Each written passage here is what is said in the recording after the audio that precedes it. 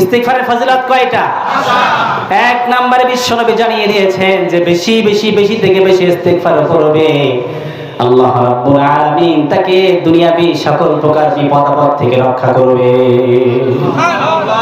দুই নম্বরে আল্লাহ রাব্বুল আলামিন টেনশন থেকে মুক্ত করবেন। টেনশন টেনশন টেনশন আছে না নাই? টেনশন দূরীভূত করবেন কে? তিন নম্বরে আল্লাহ রাব্বুল আলামিন জানিয়ে দিয়েছেন, তিন নম্বরে আল্লাহ রাব্বুল আলামিন ইস্তিগফারের বদৌলতে এমন জায়গা থেকে তাকে রিজিক দেবেন ওই বান্দা কল্পনাতেও আনতে পারে নাই। সুবহানাল্লাহ।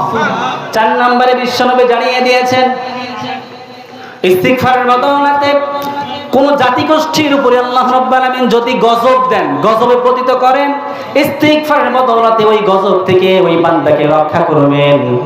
পাঁচ নম্বরে আল্লাহ রাব্বুল আলামিন তাকে মুস্তাজাবুদ দাওয়া বানিয়ে দেবেন। সুবহানাল্লাহ।